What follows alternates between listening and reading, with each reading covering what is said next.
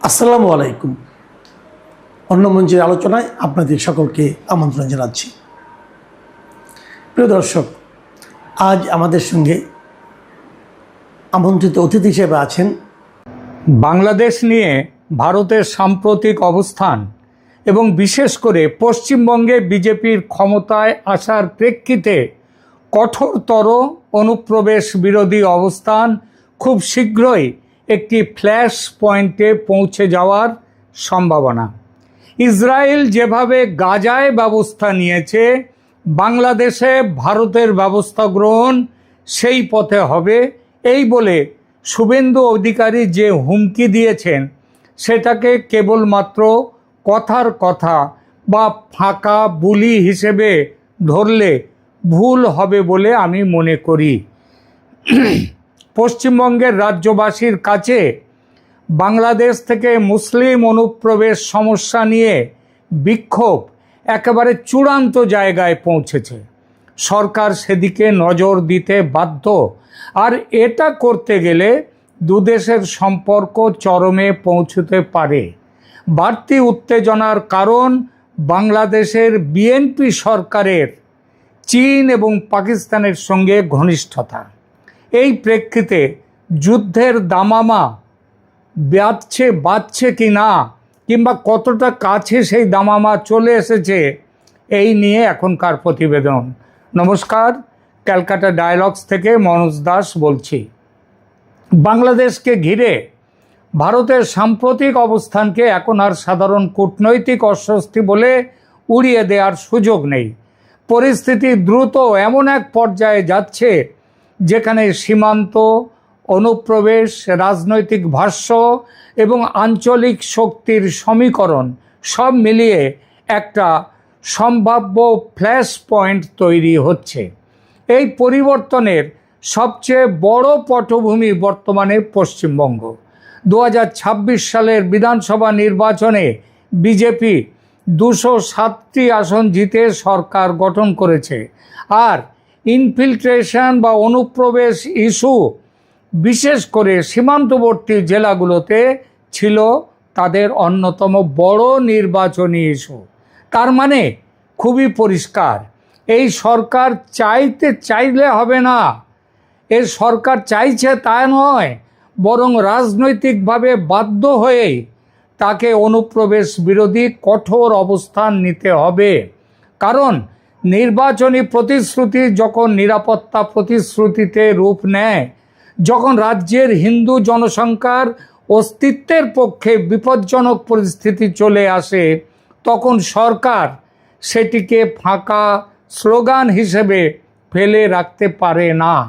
আর পশ্চিমবঙ্গে বিজেপির জন্য বাংলাদেশ সীমান্ত প্রশ্ন এখন শুধু প্রশাসনিক ইস্যু নয়, এটি তাদের ক্ষমতার নৈতিক ভিত্তির অংশ।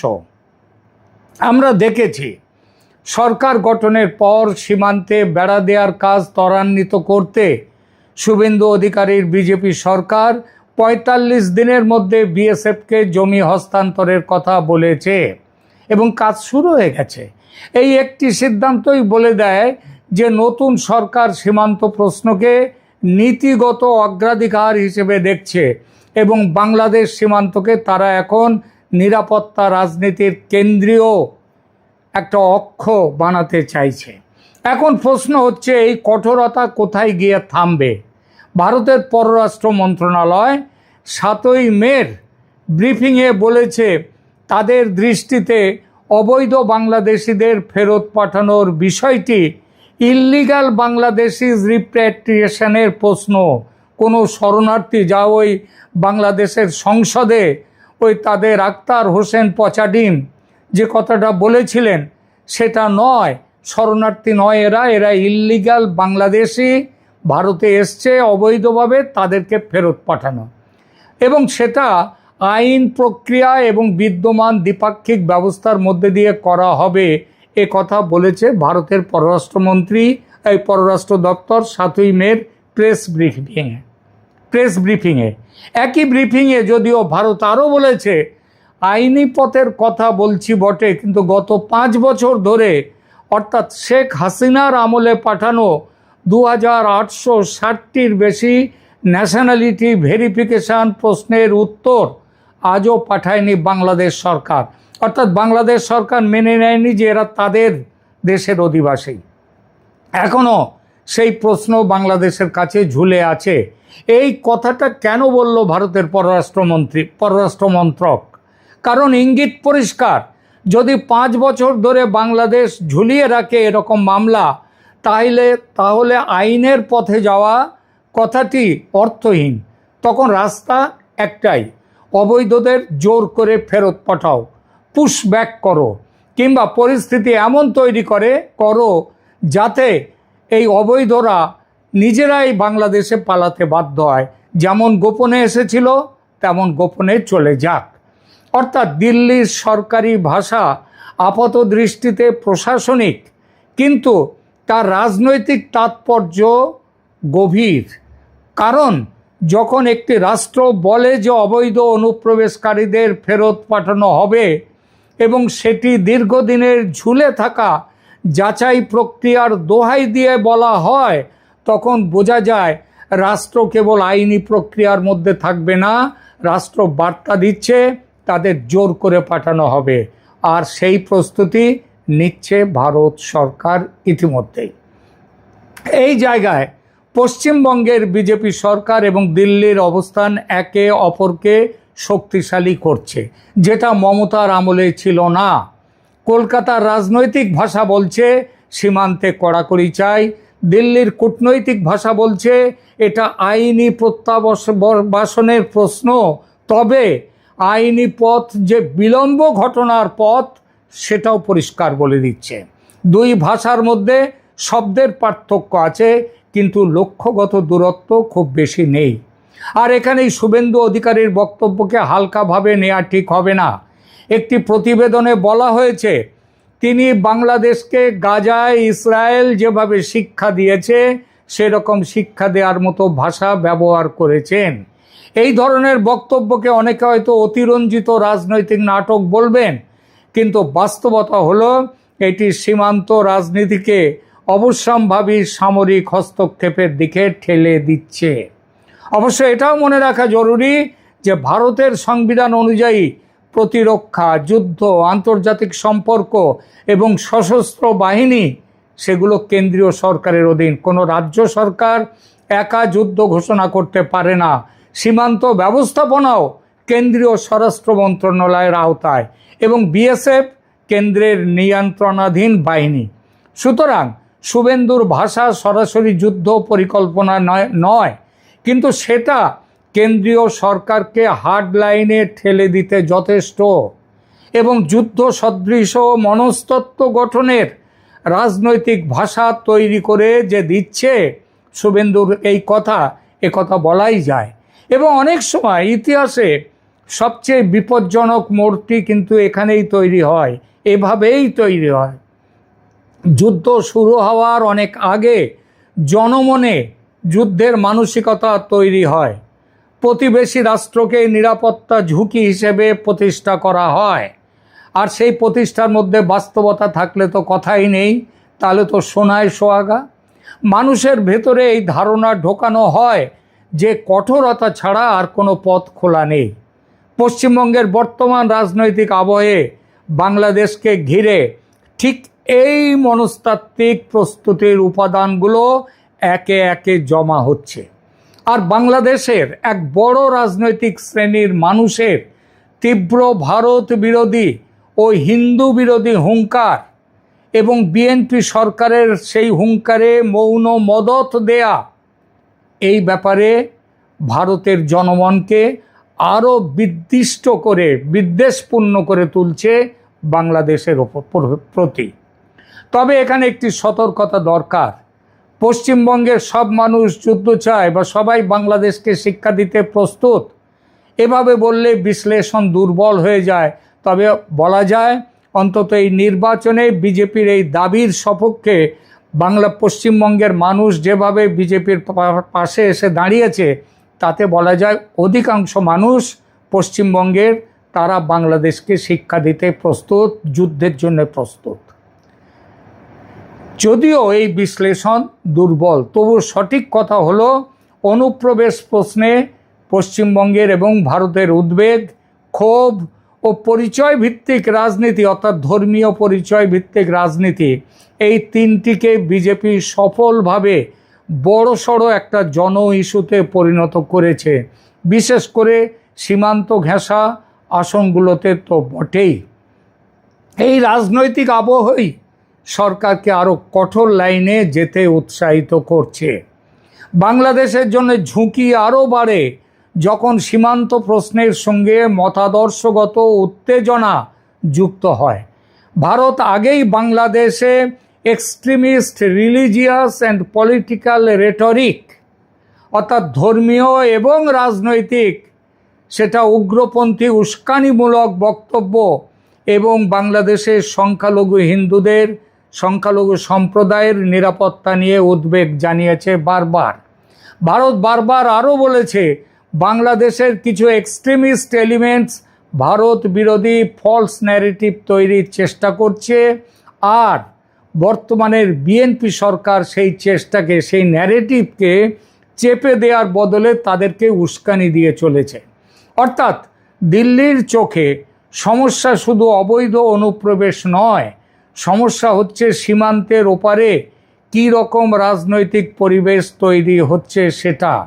ভারতীয় নীতি নির্ধারকদের মধ্যে এই ধারণা আরও শক্তিশালী হচ্ছে দিন দিন যে বাংলাদেশে ভারত বিরোধী বক্তব্য বাড়ছে, হিন্দু বিরোধী মানসিকতা বাড়ছে, আর সেখানকার সরকার সেটিকে যথেষ্টভাবে নিয়ন্ত্রণ করতে পারছে না বা ইচ্ছা করেই করছে না। তাহলে সীমান্তে সেজন্যই কঠোরতার জন্য ভারতের রাজনৈতিক ও কূটনৈতিক যুক্তি আরও শক্তিশালী হবে। এই জায়গায় বাংলাদেশের অভ্যন্তরীণ রাজনীতির দিকটি গুরুত্বপূর্ণ, কারণ দিল্লি সবসময় একটি কথাই বলে এসেছে, বাংলাদেশে অন্তর্ভুক্তিমূলক সেখানে রাজনৈতিক পরিবেশ আসুক, আওয়ামী লীগ ফিরে আসুক।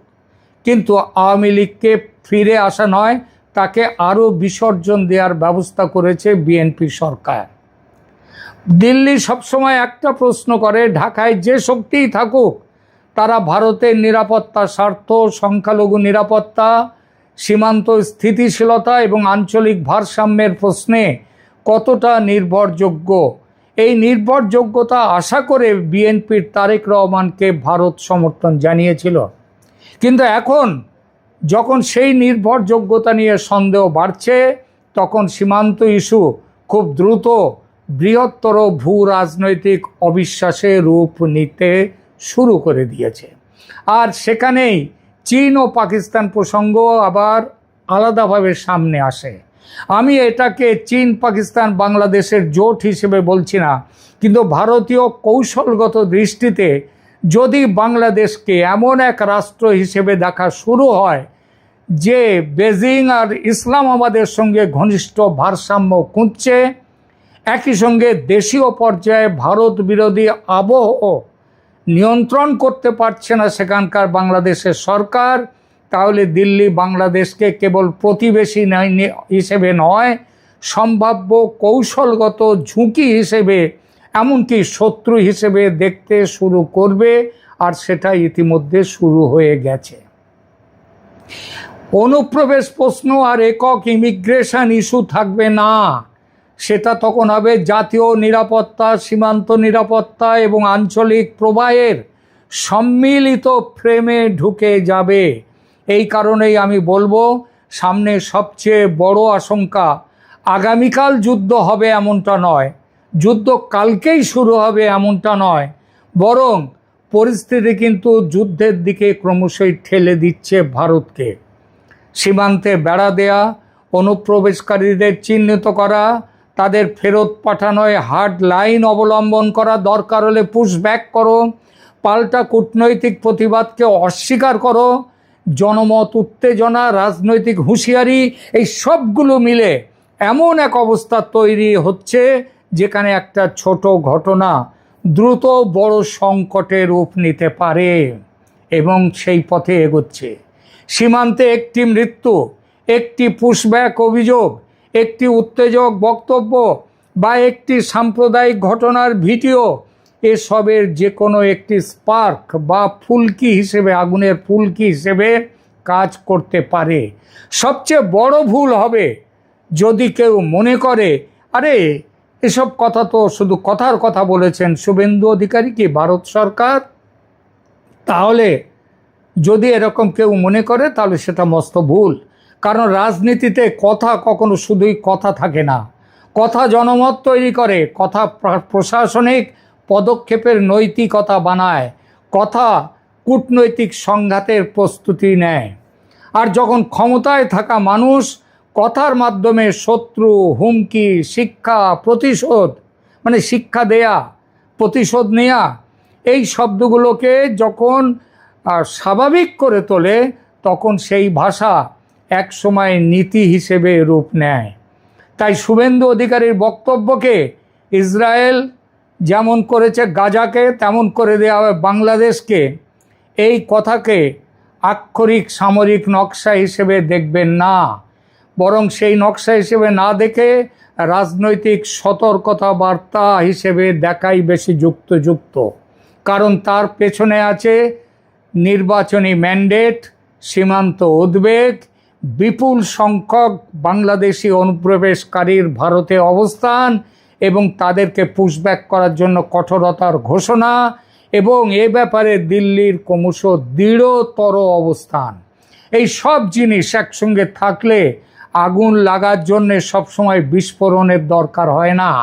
অনেক সময় যথেষ্ট হয় শুধু একটি স্ফুলিঙ্গ, আর সেই আগুনের স্ফুলিঙ্গ বা ফুলকি কিন্তু উঠতে শুরু করেছে ভারত বাংলাদেশের মধ্যে। শুধু সেই স্ফুলিঙ্গটা বারুদের স্তূপে গিয়ে পড়ার অপেক্ষা মাত্র, তারপরেই বিস্ফোরণ ঘটবে। আমার মূল্যায়ন তাই খুব স্পষ্ট, বাংলাদেশ ভারত সম্পর্ক এখন এমন এক সন্ধিক্ষণে দাঁড়িয়ে আছে যেখানে সীমান্ত রাজনীতি, পরিচয়, ধর্মীয় পরিচয় রাজনীতি এবং ভূ রাজনীতি একে অপরকে খাওয়াচ্ছে। পশ্চিমবঙ্গে বিজেপি সরকারের কঠোর অনুপ্রবেশ বিরোধী অবস্থান, বাংলাদেশে ভারত বিরোধী উগ্র বক্তব্যের প্রসার এবং পারস্পরিক সন্দেহ, এই তিনটি যখন একসঙ্গেই বাড়ছে তখন ফ্ল্যাশ পয়েন্ট তৈরি হওয়া সময়ের ব্যাপার মাত্র। আর সেই ফ্ল্যাশ পয়েন্ট তৈরি হলে তা শুধু সীমান্তে উত্তেজনা নয়, দুই দেশের সম্পর্ককে যুদ্ধের দিকে ঠেলে দেবেই। তবে সেটা কালকেই যে হবে তা নয়, তবে দূরেও নয়, এগিয়ে আসছে, দ্রুত এগিয়ে আসছে। সাবধান হওয়ার দিন কিন্তু এসে গেছে। ধন্যবাদ।